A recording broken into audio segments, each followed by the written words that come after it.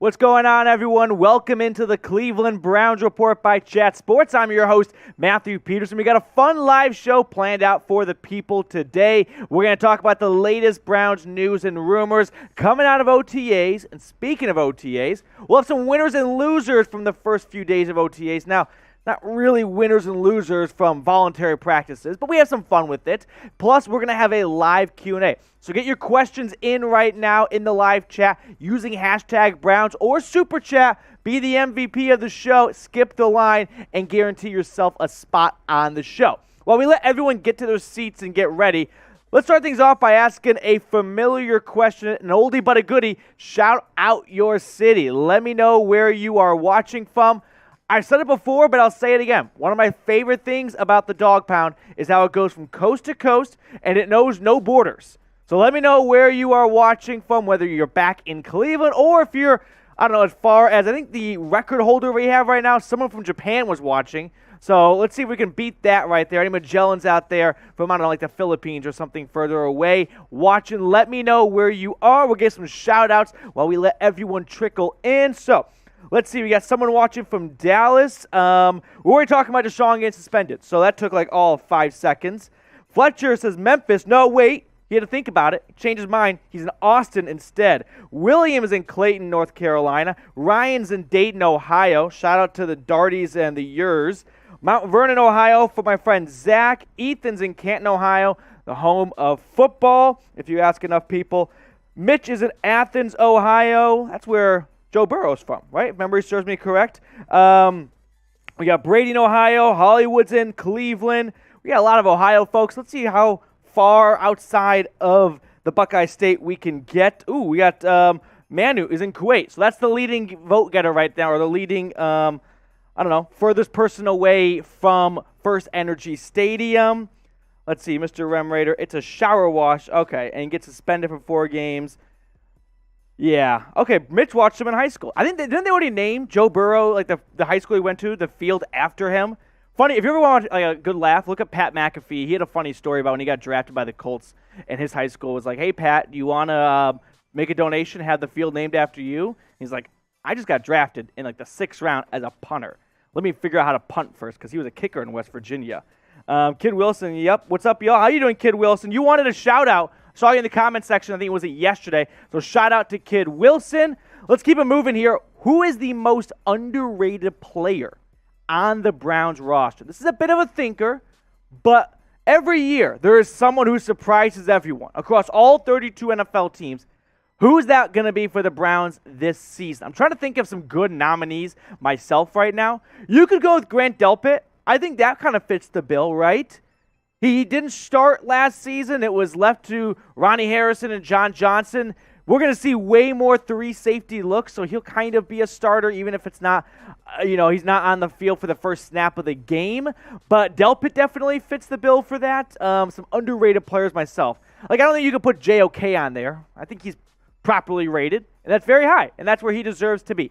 But let me know what you guys are thinking. Josh says Donovan Peoples-Jones. That's a good one. That's a good one. Nearly 600 yards last season. Brady signed Akeem Hicks. That's a good question. We'll get that on our mailbag later on. Kid Wilson, hit that like button. I like the way Kid Wilson thinks. Hit that thumbs up icon. Also, Batonio is underrated. Yeah, he's also, wasn't that OTAs? At least for the media portion of it. That was open to the media. So I think he's just recovering from hitting the buffet bar at Bahamas with the whole offense. But Angela thinks it's Baker. Angela's got a sense of humor. I don't think Baker would be considered an underrated player on this Browns roster. Definitely an interesting one. Yeah, Gamma Ray, I think Delpit is the one. That's who I'm going to go with. That's who I would submit for the most underrated player on this team. We have a lot of office debates here at Chat Sports. Maybe your office is similar. And one of the most recent ones, we're going to have you guys answer 2 of them, so stay tuned for the other question. But how about help me on this first one? What's your favorite wing flavor? What are you getting, right? Are you going to stick with basic honey barbecue, which no shame. That's how I was for a good chunk of my life. And then there was a moment it's like, all right, you know what? Kind of need to grow up a little bit. So now I roll with like buffalo or a mild. I'm not a spicy guy. I start sweating. It's not pretty. I get very red from just buffalo. But you douse enough ranch on it and you cool it over and you make it work. But let me know what your favorite wing flavor is. Producer Marshall, what do you roll with when you go out and get wings? Oh. All right, his mic's not working. All right, we're good. Here we go. I think they can hear me now. Yeah.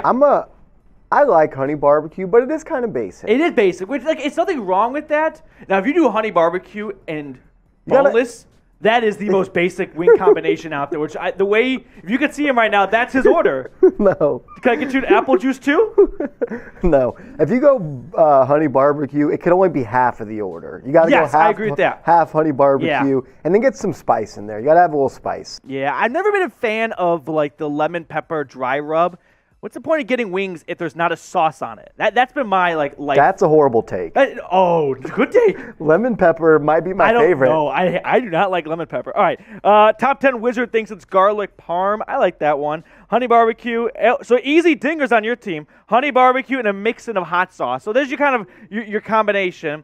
Shaylin doesn't like sauce, so boo that. Boo Shay. How do you not like sauce? Liamo is barbecue.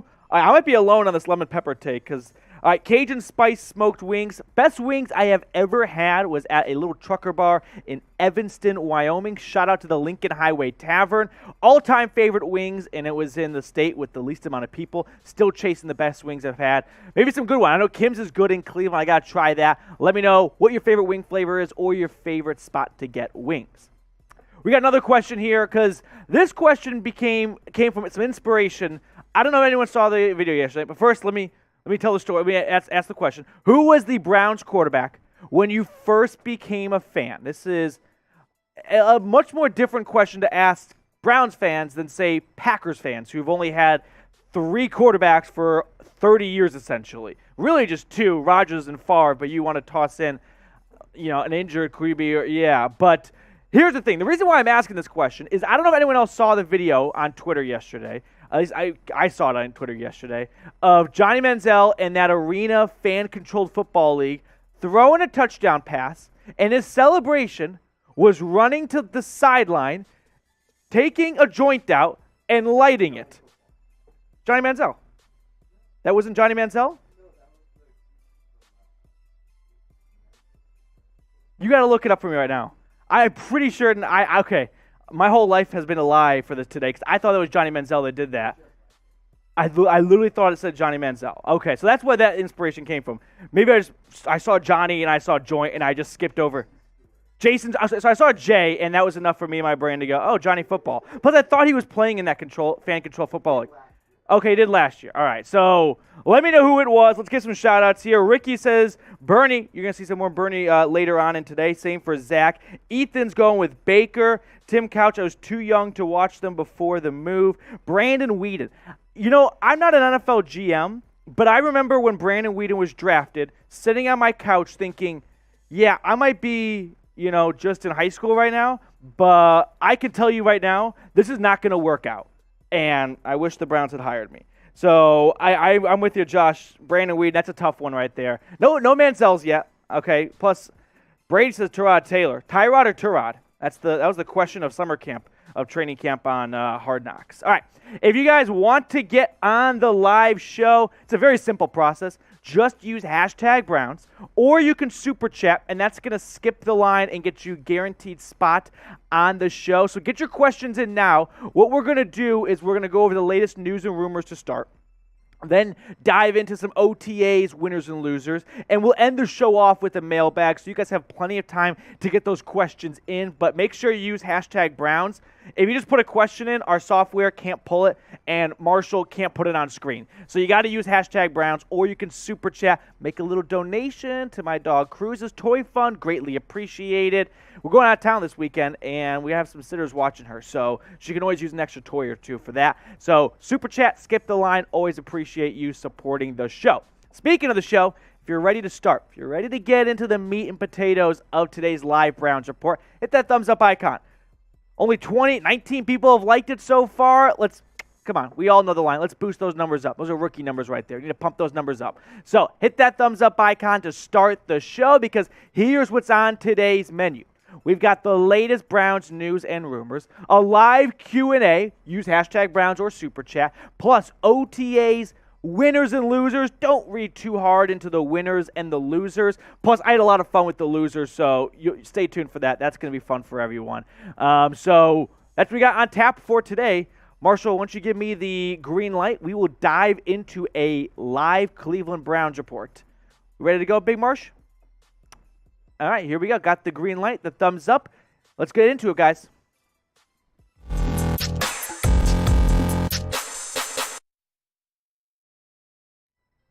Welcome into the Cleveland Browns report. Before we get into the latest news and rumors, I just want to appreciate every single person that subscribed and helped us reach 9,000 subs. Shout out to all of you that have hit that big red button, but if you haven't already, make sure you do so because we are on the road to 10,000 subs. Hit that sub button and lock yourself in for free Cleveland Browns news and rumors coverage. Speaking of Browns news and rumors coverage, we got a fun show planned out for everyone today where we're going to take some of the nuggets that came out of Berea from OTAs and reading between the lines a little bit because it's just voluntary, non-padded practice. So don't take anything that comes out of this and think it's set in stone. That's how it's going to be. Just take it with a bit of a grain of salt, but like a grain of salt from the Dead Sea, right? A little bit of a harsher dose of salt. Now, a good way to evaluate the news and rumors you will see on today's show is by going to our friend Bernie Kosar and using some Bernie heads. So if the story's got 0 Bernie heads, it's fake news. It's never going to happen. 1 Bernie head, small shred of truth. 2 Bernie heads, people are talking. 3 means pretty likely, and 4 Bernie heads means Believeland. So what is the first story on today's show? Trade Anthony Schwartz. What? The second-year wide receiver from Auburn, a third-round pick? Yeah, I'm giving this one just 1 Bernie head. Just small shreds of truth. I don't think it's a complete fake news story because there is a little bit of weight to it. Now, the story comes to us from Fansided because they suggested trading Anthony Schwartz possibly. And they themselves were not like jumping into bed with this idea. But they pointed out some interesting things I think everyone should see.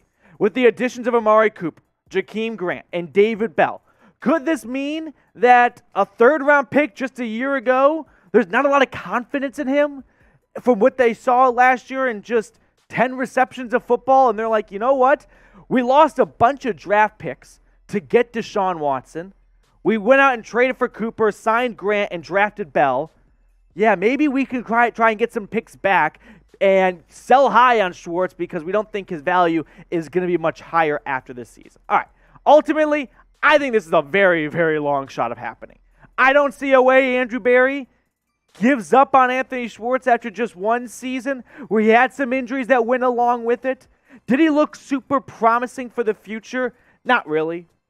You know what I'm saying? He never showed flashes of if he could just put this and that together, he's going to be an awesome receiver. Whereas DPJ in his rookie year, didn't we have a better taste in our mouth about how the future would look for him going forward?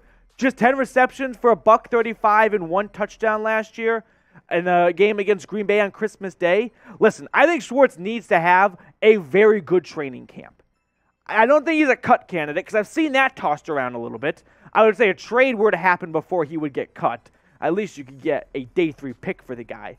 But yeah, he's definitely feeling the pressure a little bit because he's got a lot of competition around him and no one's really that high up on him. You're just not hearing trickles and nuggets come out of the Browns front office of this is going to be an awesome year for this player. So what do you think about this? Will Anthony Schwartz make the roster? That's kind of one of the big questions, right? Y for yes or N for no. Let me know what you think.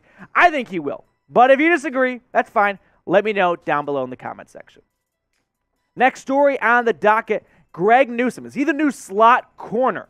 I give this one 3 Bernie heads. I'm not quite at 4 for Believeland because I do believe Kevin Stefanski is going to have that position be played by a committee.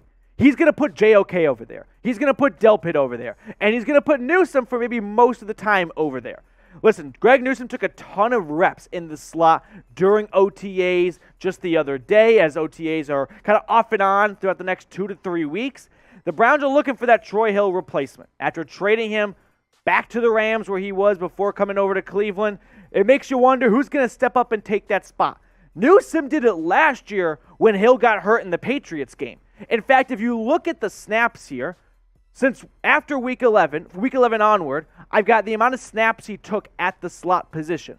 And it built up as the season went on towards the end. In fact, he played just about 13.5% of snaps from the slot altogether. If you take all of his snaps played on defense, 753, and divide it by the 102 he played in the slot, that's more than Denzel Ward. Ward may move over to the slot a little bit too at times, but he's not a slot corner. I don't think Martin Emerson really is either. Maybe they'll see what he's capable of as they get the rookie some reps. Same for Greedy Williams. I think everyone's going to give a shot at some point, but I'm starting to think it's going to be Newsome more than others. Let's check out the stats, though, for what Greg did last season in his rookie season. These are his coverage stats. So when quarterbacks were targeting him, they completed their passes 62.9% of the time. He allowed 383 yards on one touchdown.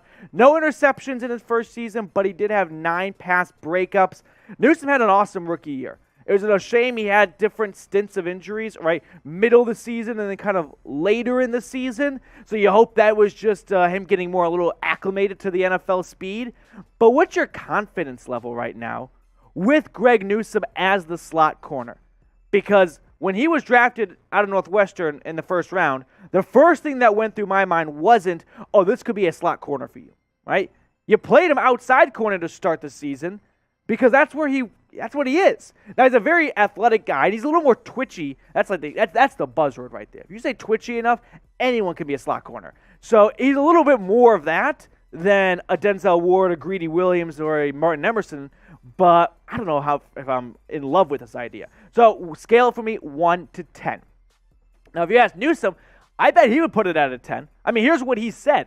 Playing in the slot, you get more help and you're around the ball more. There's some things I'm really looking forward to. This was after some reps at OTAs, and he's right about that, right? You get to be closer to the ball. You're on the line of scrimmage, a little more closer to the ball just from the snap and from the entire play because you're making more stops on running backs, bouncing outside. You're the first DB right there. So we'll see what Greg Newsome is made of when it comes to him playing in the slot. Now, what we do know that's made of awesome stuff is what's going on over at Rumble. Make sure you visit rumble.com/Browns Report. It's an up-and-coming video platform service that's got you covered on news, sports, politics, so much more. And if you've already followed us, if you're already a part of the 113 strong, greatly appreciate you. But if you haven't already, we're trying to reach 3,000 subs. Follow us, rumble.com/Browns Report. Links in the comments and the description. Third segment of today's show is Deshaun Watson winning this team over. Heart and mind, for Bernie Heads, believe one. I know it's early, and right now the Browns are 0-0, 0-0, right? They haven't even played a game. You can't win the Super Bowl in May, but Deshaun Watson is doing a lot of things to put smiles on his teammates' faces. I think he is winning hearts over without a doubt. I mean, let's just start from the beginning, sort of taking the entire offense on an all-inclusive paid trip to the Bahamas. He got a private guy, got the PJ out for the boys. Then he hooks everyone up with rooms in the Bahamas, and they do some practice. They play some golf. They probably had a ball played, hanging out and whatnot. So he's doing a lot of great things. Nick Chubb would say the same. Let's see what Chubb had to say. He's a great guy to be around. We all love him. He's a natural leader. He's been here since OTAs started. He took us on a trip. I think those things bring in trust and bonding for our team. Nick Chubb was not the only one who vocalized this type of love to number 4. Cameron Justice, who does an awesome job covering the team, tweeted out, Browns quarterback Deshaun Watson joined some other teammates after OTAs, meeting with members of the military who were invited to watch today's practice, signing autographs and taking pictures with them. And in fact, here's the picture of him hanging out with some military members at Berea after practice. What was it, on Tuesday at OTAs? That was the day that was open up to the media. I mean, the guy is just kissing babies and shaking hands. He is winning a lot of hearts over. And don't worry, I'm well aware of the elephant in the room. We're going to get to that in just a second. But let's get everything that's kind of come out so far that's been open to the public eye. Mary Kay tweeting out, Browns Deshaun Watson just handed Anthony Walker this gift for giving up his number 4 jersey without even being asked. Declined to open it during the presser, but told Deshaun he appreciates it. So the background on that right there is Walker was number 4 last year. He came back this year. He's, of course, going to wear number 4 again. That's just the natural thought. And then he gives the number to Deshaun Watson, his number in Houston. Walker's wearing number 5, and what does Watson do for that? He gives him a Rolex. He gave him a Rolex box. Not really sure what was in it. We can assume it was a Rolex because Walker wouldn't open at the press conference. And Watson tossed, I think, $50,000 his way to his charity of choice, if memory serves me correct. So the guy is just winning hearts. But there's an elephant in the room here, all right? There's no doubt about this, right? When you join a team and you have 22 civil lawsuits pending against you, there's going to be some trust that has to be earned. And so for Watson's definitely, I think, on PR mode, right? He is doing everything he can to win over his new team right here. And when you're the quarterback, you got to do that. It didn't work out well last quarterback for the Browns because I don't think Baker won that locker room 120%. If he did, which Devion Clowney really hinted at, I wasn't going to come back if Baker was the QB, or all the teammates that were pretty pro OBJ after that divorce. So Watson's got some work to do, but he is nailing it so far. Last question on the show. I need help from everyone watching because we had an office debate the other day where we were talking about what is a good number for a quarterback to wear. I love Deshaun Watson for the Browns. I actually don't like the number 4, though. So what number would you be if you were a quarterback? I think if I was QB, I'd go with either 14 or 17. Those are my 2 favorite numbers right there. We're basically having this debate because who was it? Number 1 as a wide receiver, like OBJ wearing number 3. No, like 1 through 9 are QB numbers. They don't belong to anything else. I don't like this new number change, and I'm going to beat that drum forever. But what number would you be if you were the quarterback for the Cleveland Browns? Time to give some shout-outs here. Curious what everyone has to say. Producer Marshall, you played high school quarterback. And you went to college. He was number 10. So, 10's a classic. Yeah, he's a Giants fan for Eli. What number would you be? 7, 8? Here's I don't like 3. I don't like 3 as a number in general. When it comes to, sports numbers, I don't like the idea of 3. I wouldn't do 1, 2, or 3, or 4. 5 I could manage. I like 6. I like 7. I don't like 8. See, I don't like 11. Marshall's saying 11. The worst one, I think, is 13. 13 is disgusting. I would do 14 or 17. Let me see. 12. Yeah, see, 12's got so much behind it from Rodgers and Brady right now. It's a pretty crowded number right there. We got a super chat coming in. We'll put that on screen. We got a vote already, so let me know what number you'd be like. Okay, for example, Devin Gardner. Remember when he wore 98 for Michigan? That was so gross. That was very unsettling to see on screen. All right, HNT, shout out to you, my guy. Always supporting the show. Really appreciate it. He says number 12. Shout out to you for the super chat. Thank you, my man. Let me know what you guys think. And follow me on Twitter like my friend HNT does. Hit me up on Twitter at Matthew Petey. We can get that on screen for you guys. I am closing in on 1,000 followers. Listen, my boss gave me a nice message, but it was a pretty nice little wink, wink, you better get this done type of message. If you got a boss like that, help me out. Help me reach 1,000 followers on Twitter. We are, 300 plus away from reaching 1K. It's in the comments. Just click the link. Give me a follow. We'll give some shout-outs to you, and I'll follow you back, and we can just talk about the Brownies. Hit me up on Twitter. We got a jam-packed show coming your way. We're going to get to the latest OTA winners and losers, see what's going on over there. Plus, we got a mailbag, so make sure you get your questions in as we will be answering them live on the show. All right, Marshall, I think we're ready to get into some OTAs winners and losers. Today's Cleveland Browns Report is presented to you by Aura, an all-in-one digital safety company that's keeping you protected online. We're going to tell you more about what they're doing and the awesome stuff, including an awesome deal they have for the Dawg Pound later on in the show. But let's get into some winners and losers from OTAs after just a little bit of a sample size, seeing what's going on there on the practice field. Now, I put them in quotation, some bunny ears, because it's not real hardcore winners and losers. It's a voluntary, non-padded practice. no one's stock can really rise or fall that much. But we're going to have fun with it on the show because you know what? When it's late May, that's what you do when you cover the NFL. So my first winner is Deshaun Watson. Why? He's been the number one guy at camp. I mean, he is the biggest talking point, as any quarterback should be, especially when you got a $230 million contract. And he has backed that up so far. He has been very impressive at practice. And remember, this is a quarterback that's got to shake some rust off. He didn't play a snap last season. But you watch the videos, and even myself, I watch some videos, and I'm like, all right, I could throw a football to an open wide receiver 20 yards away. But he looks special doing it. He's got the zip. He's got the accuracy. And most importantly, the time from the snap to out of his hand and the velocity, those three things together, that looks special to me. Now, we have an awesome quote from a reporter who covers the Cleveland Browns saying, during a 7-on-7 third down drill, Watson converted 4 of his first 5 throws for first downs, including a deep ball to tight end Miller Forrestall. Down the right side, a bullet to wide receiver Anthony Schwartz, and 2 throws to tight end Harrison Bryant, 1 on the move, and another bullet to the third-year tight end. The good thing that I like about this right now is this team is not acting like they're 1-0. And that comes from the quarterback. That starts with the QB. He is not out here acting like this team has already won a game. They know they've got some work to do. They're not coming in here really high themselves and going, well, you know what? Even though this roster is loaded, we can kick our feet up and just wait till September. No, everyone's showing up, and that's awesome to see. And we'll talk more about that in just a second. But since we're talking about quarterbacks, who was the Browns quarterback when you first became a fan? Let me know who it is. There's a lot of different answers. I'm expecting a wide variety of names.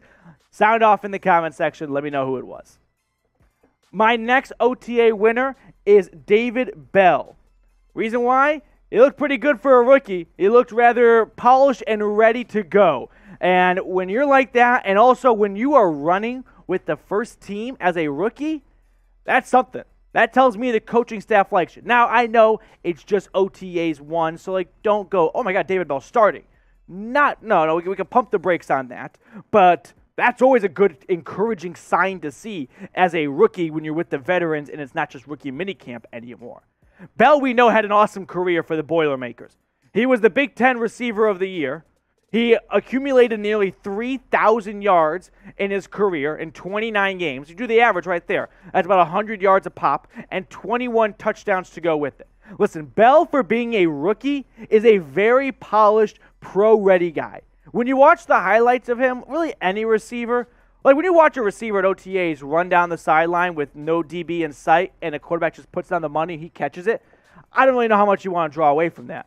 But when you watch David Bell just snag balls out of the air and are way out of his grasp, that tells you, okay, the Browns got something here, even if he had a bad 40. Who gives a shit? All right, over or under, let's play a game. 5 touchdowns for David Bell. The reason why I picked 5, by the way, is that's how many Josh Gordon had in his rookie season. So maybe you want to look at this. Will he have a better rookie year than Gordon? Give me an O for over or a U for under. And while you're down there, make sure you check out our friends over at Aura because they are hooking you up with financial fraud protection, identity theft protection. We all know the scene from The Office. Identity theft is not a joke, Jim. Well, Aura is on top of it for you. They keep you protected online and device security. Plus, they have family plans that protect up to 5 people. And here's the best part about what they're doing for the Dawg Pound right now. They're giving you a 14-day free trial. Sign up, see how it feels, right? See if the water's just right, and boom, you're going to be protected online because, listen, you do more online than you ever have before. So make sure you get hooked up with aura.com/chatsports. You have to use that link to get the free trial. Now, don't worry, we've got it in the comments along with the description of the video. Very simple stuff. Get started today. Protect yourself online. You don't want to have your identity stolen or have your credit card breached. Let Aura protect you on that web front. My third OTA winner is Kevin Stefanski. Oh, head coach. How can the head coach be an OTA winner? Well, allow me to elaborate because if you're Stefanski right now, you got to be smiling from ear to ear. All right, there's a couple reasons why. Your team's looking awesome, but what about the fact that you look around, you go, who's coming to a voluntary practice? Oh, pretty much everyone is. There were only 3 healthy skips, we'll say, at practice that was open to the media on Tuesday. Myles Garrett, who, by the way, I saw a picture on Twitter this morning. He was flying back to Cleveland, so he may already be there right now. Joel Bitonio, okay, your veteran guard. I'm not going to lose sleep over this. And David Njoku, who's holding out, and it sounds like the Browns and him are very close on a $13 to $14 million contract extension. There's nearly a perfect attendance for this team right now. When a lot of teams that feel they are ready to win a Super Bowl go, May, we don't need to practice right now. We can show up in September. We've got enough talent to get it done. Nick Chubb vocalized this. I think this is a good quote everyone should see. I think it says that the team has bought in. We want to win. We want to change how things were in the past. For everybody to come back, that says a lot. And Chubb, yeah, he's spot on right there. One, loving that. He wants to see things change from the past. And for everyone to come back, yeah, that does say a lot.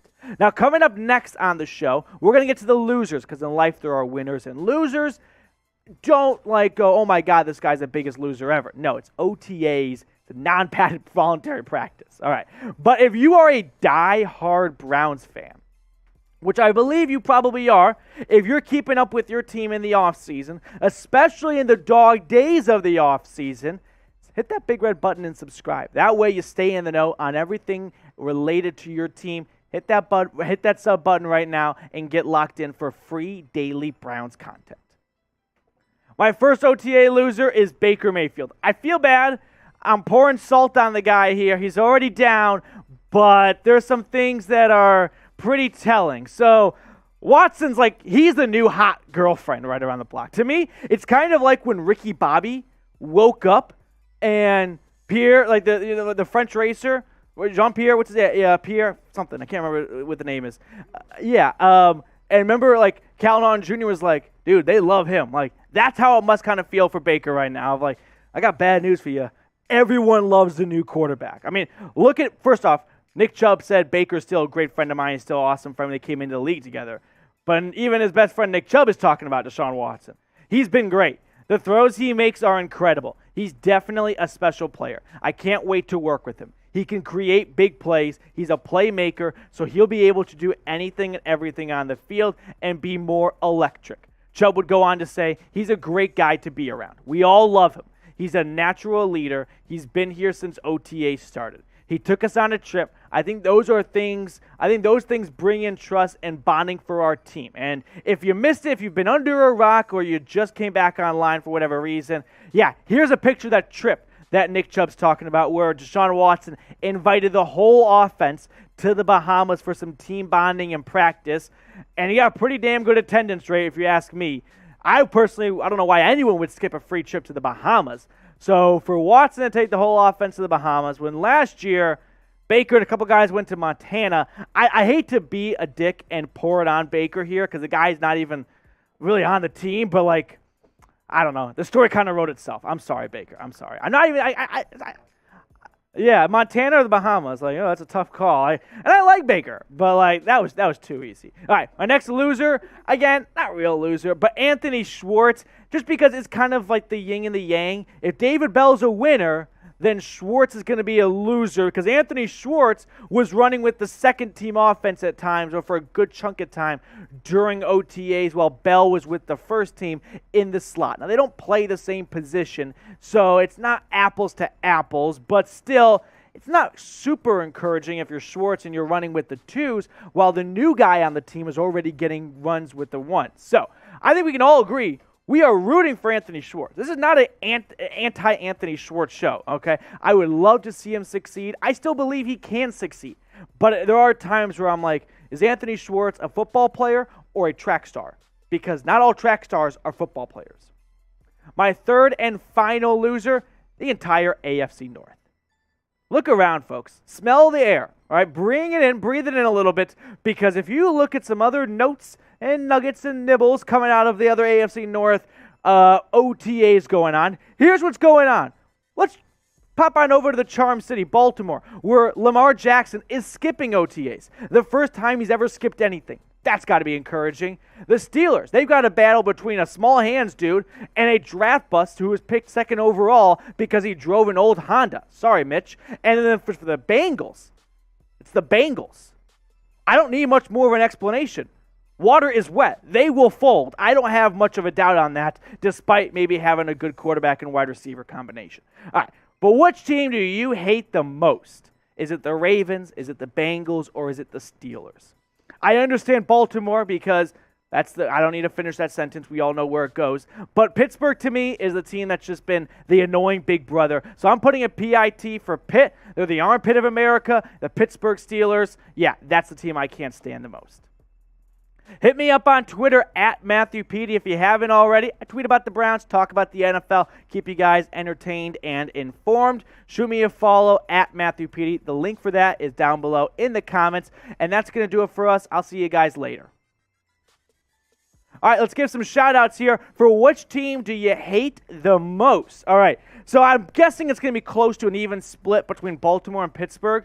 And then there'll be a couple of Cincinnati people because it's Browns fans that live in what's basically Kentucky, and they have to coexist with Bengals fans who don't even show up until December. So Baltimore, Matt says Baltimore, Sonia says Pittsburgh. So, like, for example, one of my best friends here in Dallas, that's where Chat Sports is based out of, met in my apartment building. He's a Ravens fan.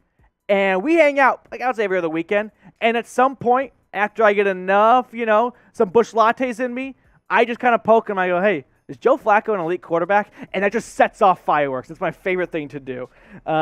Pittsburgh sucks. Let's see. Master Des, Baltimore. Ronan Lowenthal says Baltimore. Scarehouse Tim, Pittsburgh, and I live in Pittsburgh. Shout out to you, buddy. The only good thing about Pittsburgh is that PNC Ballpark's a pretty cool ballpark. I'll say that. All right, Rick Brown, Pittsburgh sucks. Stuart says Pittsburgh. David says Pittsburgh. Let me know what you guys think. We got one last segment coming up on today's show. It is a live Q&A. So make sure you get your questions in right now if you want to be a part of it. Very simple stuff. You just got to use hashtag Browns because our computer is only so smart and it needs to see that to pull it and put it on screen. Or you can super chat. We've already had one super chatter today. I think we had two super chatters. Okay, we got another super chat to put on screen. So easy way to skip the line. Super chat, boom, you get yourself on. HNT, the MVP of the show. Shout out to you, my guy. Just at Matthew Petey. That's what it is right there. That's my Twitter handle. But HNT, this guy gets it. This guy gets it. If you want to rival him to be the MVP of the show, drop a donation. All goes to my dog, Cruz. So appreciate the support, my dude. All right, I think we're ready to get into a mailbag. Use hashtag Browns.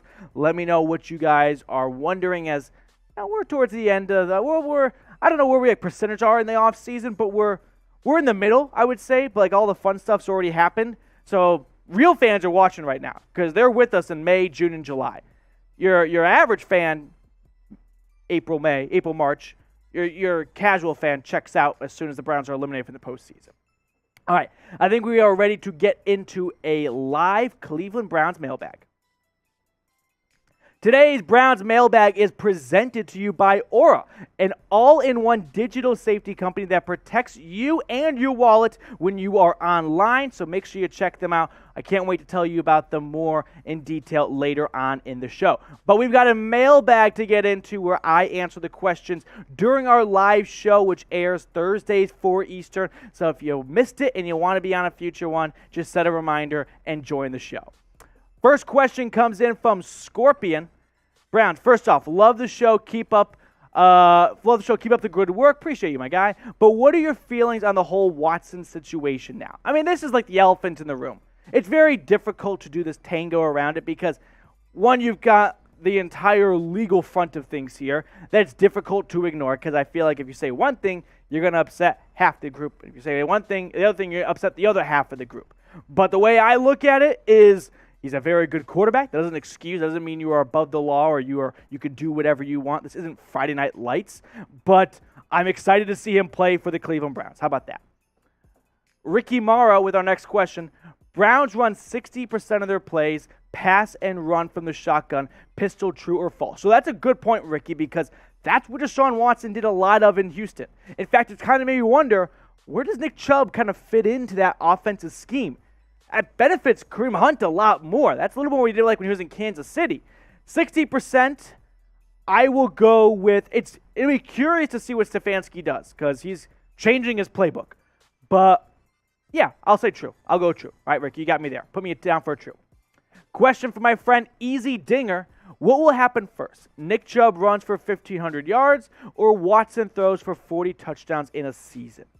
I think just because of the direction we're seeing the NFL go, I'll go with Watson and spraying the ball all over the place. So I'll pick Watson for 40 touchdowns. And like I just kind of mentioned, I'm curious to see what Nick Chubb's full role will look like in a different offense because he definitely benefited from having Baker run under center. We'll see how that looks with Watson. We got another question coming in from Dijon Lawton. What holes on the roster do you think is the biggest concern heading into training camp? There's the two obvious ones, defensive tackle and wide receiver. Now, the Browns have a lot of faith in the wide receiver position. If Deshaun Watson is not going to play all 17 games, then I have a concern about Jacoby Brissett with that wide receiver group, right? I'm a little concerned if Brissett's number one target's Amari Cooper, and then it's like, well, we're banking on DPJ pulling up and looking like a wide receiver too. So I'm going to go with defensive tackle, but that could change quickly. We got Brady Morrison here. Speaking of fixing defensive tackle, sign Akeem Hicks. I like the idea. Now, I don't think Barry is in a rush to add a veteran defensive tackle. One, we can kind of learn from his tendencies early on in his career so far. Does he value the position all that much? Not really, right? He cut Sheldon Richardson. He went a little light and cheap on it with McDowell and Jackson last year, who were fine, and that was good enough for him, right? With the way Barry looks at the position is he's like, it's not at the top of my priority list. So I'm going to fix X, Y, Z, B, D, F, E, and G, and if I get to it and I've got enough money afterwards, then I'll address it with a fourth-round draft pick, if we're talking like draft capital, for example. So if Hicks wants to come over for close to veteran minimum contract because he wants to be a Brownie, yeah, I'm all for it. I would love to see that happen. This question comes in from ACDC, Steven Tyler, Aerosmith. Steven Tyler, could you think of any surprising cut candidates? It's a good question. There's not really a big one because usually when surprising cut candidates happen, it's because they're a little older and they got a contract from the last GM who isn't here anymore, so not very attached to him. So I'll exclude Baker from this. What about Taki Taki? I don't find it very likely, but I do wonder if Joe Woods had something in mind of how he wants his defense to look. And it includes a lot of Anthony Walker and JOK, and then maybe Tony Fields and Jacob Phillips finally look like the guys we're all kind of hoping them to be. And then they start going, ooh, where's the role for Taki Taki? Well, it's not really a big one. Also, we have 5 running backs, right? We have Nick Chubb, Kareem Hunt, Dearness Johnson, Demetric Felton, and Jerome Ford. We don't want to put any of those guys on the practice squad because another team could steal them. So we're going to roll the 5 running back room, and that's going to cost someone a job at the linebacker room. And maybe it's a guy who just doesn't fit the scheme very well. But who do you think the most underrated player on this Browns roster is? I'll put my vote in for Grant Delpit. This was a second-round pick who unfortunately lost his rookie season after a ruptured Achilles. But he looked pretty damn good last year, and I'm hoping to see him really take off in year 2/3. This next question comes in from Master Desk 326. You know it's funny when the producer starts laughing before I even read it. Hot take. The reason why we have 5 running backs on our roster is because we will run the quad option a lot. Hot take from Master Desk. No, I don't think so. You know what let me tell you what the quad option is. All right, the quad option is something a high school runs when they have no good players, and they're just like, let's never throw the ball once, and let's just hope we can do like a mirror house in the backfield and confuse the opposing defense. I'm very curious to see how the 5 running back room shakes out, but yeah, I don't see a quad option in the cards. This next question comes in from an MVP of the show, my guy Ryan. How excited are you compared to the 2021 offseason? I was pretty excited last offseason. That was a team coming off a playoff win and a team that was pretty close to knocking off the Chiefs on the road. So definitely different when you've got Deshaun Watson. I think my excitement is just hindered right now because I don't know who the quarterback will be for week 1. Once that's answered, it's going to go to the moon probably if it's a good answer for Browns fans. So I would say I am more excited, but last year, we were all excited. Let's not lie. Going into week 1 against the Chiefs, the revenge game, like, feelings were high. Expectations were high. We got a question from Scarehouse Tim Zombie. If Watson plays the whole season, do you think he has a shot of being MVP? Absolutely. Why not? Now, the MVP award is like 3 prongs, I'll say. At this point in NFL, you got to be a quarterback. So, boom. If you're Watson, you check that box. That's just the way this league is going to work. 2, you got to be on a good team. You're not going to find many MVPs on teams that don't make the playoffs. Okay? And 3, you got to have an awesome season, which Deshaun Watson led the NFL in passing the last time he played. So you take those kind of stats and you put it on a playoff team, especially on a team that's never seen a ton of success lately, it's going to look a little sweeter. You know what I'm saying? Like, if Deshaun Watson was doing that on a team like, say, I don't know, the Patriots, where it's like, oh, well, they've always had a good quarterback. Like, you know, but with the Browns, like, whoa, we've never seen the Browns play at this high of a level. It's got to be Watson for MVP. So, since we're talking about potential MVPs, what's your bold prediction for the Browns in 2022? The bolder, the better. Let me know what it is down below in the comments section. My bold prediction, I'll say the Browns go 5-1 in the division. Sweep the Bengals, split the Ravens, sweep the Steelers. This question comes in from Austin Mike. What's going to happen with Demetric Felton? Will the Browns take 5 running backs on this roster? It's a good question, Austin, because it is a little interesting. Now, they might put Felton on the practice squad or Jerome Ford on the practice squad, but they're open to be, you know, like swiper, no swiping, taken from another team and put on their roster, because I bet Felton and Ford could make a lot of other teams' rosters. So I ultimately think all 5 of these guys make the roster, and another position group is robbed because of this. Now, Felton was working out with the running backs at OTAs. So there was some thought that maybe he'd be transitioning to like a wide receiver gadget, sort of like Jakeem Grant, but it hasn't looked that way early on. It's still early, though, so we'll have to wait and see. But my gut tells me all 5 of these players somehow are on the roster one way or another.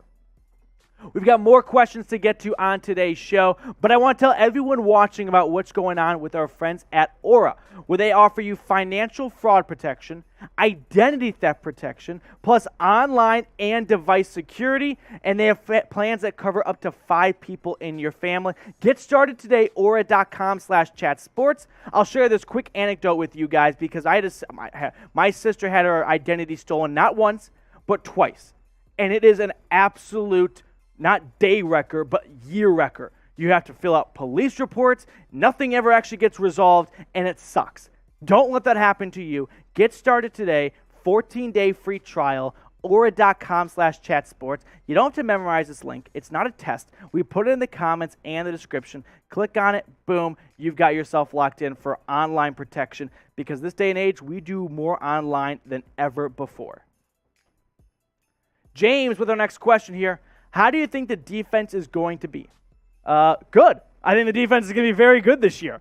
You look at some of the a very young defense, right? The oldest guy, off the top of my head, Myles Garrett. I'm trying to think of who could be older, but I may be off by a year or two. But still, right? If that's the ceiling, you think about the defensive backs, right? Young with Denzel Ward, young with Greedy Williams, Greg Newsome, Martin Emerson, John Johnson, Grant Delpit, Ronnie Harrison. And then you just think about the players that are improving, okay, like Denzel Ward or Greg Newsome. But J.O.K., who was awesome last year, and he doesn't get hurt in that Cardinals game, I wouldn't say he's going to take over for Defensive Rookie of the Year from Micah Parsons, because you got to sack the quarterback to win that award most times or be a corner. But still, he looked great. So I think this defense is going to be very good this upcoming season. This question comes in from Yusuf Raymond. Who's your favorite player we got in the draft, and what do you think about Jadeveon Clowney? Also, what do you think about the OTA? So, 3-part question right there from Yusuf. Favorite player we got in the draft. Perrion Winfrey is like the easy one, so I'll go a little outside of the box and say, how about Cade York, right? How about the next Dawson for the Browns? So, I'd love to have a consistent kicker, get our own Justin Tucker. So, I'll go with Cade York. What do I think about Jadeveon Clowney? I think coming back to Cleveland was a very smart idea. The guy was not good the previous 2 seasons. No sacks in Tennessee, 3 sacks in Seattle the year before that. He tripled that in 1 season with the Browns, and he didn't even play a full season. I would worry if I was him, I went to a team like the Panthers and didn't have a very good season, if I'd be getting a future contract. As for what I think about OTAs, initial takeaways, Deshaun Watson looks awesome, and it is great to see very high attendance. That really speaks volume to this group and unit diving in to this roster and to what they're building right now in Cleveland. Make sure you subscribe to the Cleveland Browns Report if you want to be on a future mailbag. Very simple stuff. Hit that big red button, subscribe. Stay locked in for the best Browns news and rumors coverage throughout the offseason. Plus, we do things like this, a live Q&A where you can be a part of the show. And all you got to do is hit one simple button. Yeah, sign me up. Sub today. This question comes in from Christian Au. Oh, is AU gold? I'm trying to remember what on the periodic table. I don't think it is. I thought AG is gold. Anyway, Browns. It's a long shot. But do you think Cade York will end up being a Hall of Fame kicker at the end of his career? Whew. That's a tough one to answer because kicker is probably the most crapshoot position. Remember when the Bucs drafted Robert Aguero out of the 2nd round from Florida State? He never missed a kick in college, and he was out of the league in like 2 or 3 years. Now, it worked out well for the Bengals, who drafted McPherson last year, but do I think he'll be a Hall of Fame kicker? Yes, I will say that so we can all sleep a little better, but your guess is as good as mine, honestly. Master Des with our next question coming at us again. All right, okay. I think that Deshaun would have 4 different options. He could pass, run himself, or give it to one of the 2 RBs that are beside him. Was it a hot take? Because I don't know why we have so many. Okay, I thought you were thinking more of like a wing T offense, like a wishbone, and just putting a bunch of RBs in the backfield. Okay, so yeah, Deshaun Watson can absolutely utilize his legs. I don't know if I'm in love with him having a lot of designed runs. You just know that the lifespan of running backs, look how quickly Cam Newton rose and fall. But his offense is going to be awesome. Yeah, he could pass. Maybe he can catch. I don't know. Sam Darnold, he caught a pass. Daniel Jones, he had a nice catch. Brett Favre caught his first pass, or first playoff pass, something like that. Nick Foles, yeah, bunch of good receiving ones. Here's a fun fact for you guys. This is really unrelated. Odell Beckham Jr. has more 40-yard passes than Baker Mayfield had last season in OBJ's career. I think I remember that correctly. So we've really gone off the rails here, Master Des. I'm sorry. I hope I answered your question. But yeah, there's going to be a lot of good options for Deshaun Watson. Last question on the show as we try to bring it back in on course. What's the best sports movie all time? There's one answer. You can only say Miracle. Otherwise, you're a cop. It's Miracle, all right? So we've got a couple of chat sports debates going on in the office. Help us settle this one. What is the best sports movie all time? I'm putting my vote in for Miracle. I've memorized a speech. We can do it later if you guys ask enough, but I go with Miracle. Appreciate everyone for tuning into the mailbag, and I'll see you guys later with more Browns coverage. Let's give some, great moments are born from great opportunities. AU is gold. Okay, so I got it right. All right, why did I doubt myself? Yusuf, how do you feel about playing the Panthers with Hollywood and Saints with Jarvis? Panthers, okay. I thought I meant Hollywood Brown for a second. I was like, he's on the Panthers. Yeah, it'd be a little weird going up against 2 former receivers right there. I see what you're saying. As for Jarvis, I don't think it's really salty. You know what I'm saying? It wouldn't be like if the Browns played the Rams last year. That would have a lot more emotion. I think this is more of a, hey, it seemed like there was some attempt on both sides to bring Landry back and ultimately didn't work out. So I think it's going to be good, across the board. All right, Remember the Titans is the best sports movie. It's a good one. I still go Miracle. All right, Friday Night Lights. Here's the one thing I like about Friday Night Lights, the movie, not the show. It's like the only sports movie that has a sad ending. It's the only one where they don't win. You know what I'm saying? At least that's a little authentic. Also, the one thing about Friday Night Lights I never got over, why is everyone bleeding so much? Have you ever seen that much blood on an actual football field?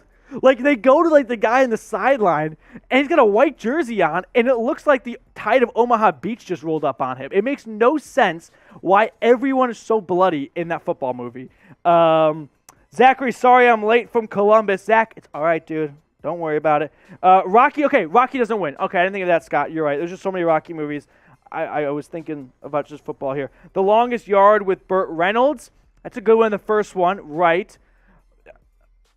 Coach Carter's a good one. I like Coach Carter. Hardball. Dodgeball. Dodgeball's a funny one. Is Dodgeball a sports movie? Yeah. That's a new question of the century, right? It's like, is Die Hard a Christmas movie? I think Dodgeball is a sports movie. But Dodgeball is a movie that some movies don't age well.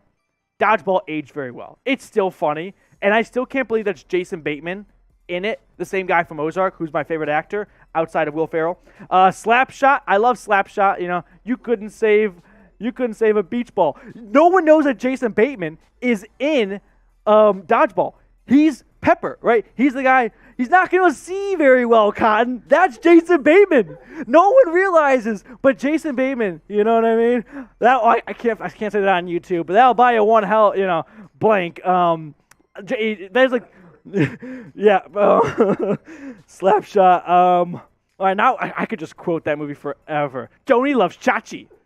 Cramming up your cram hole, LaFleur. You stepped over the line. You're out. All right. I think we're really getting off the rails here. Follow me on Twitter. Here's what I'm going to do. Everyone that follows me on Twitter, and if you tweet me something, I will respond with either a Will Ferrell quote or a Dodgeball quote. That's my promise right there. Slapshot, by the way, I'm seeing that once today. I love the line of, you couldn't save a beach ball, and the goalie freaks out.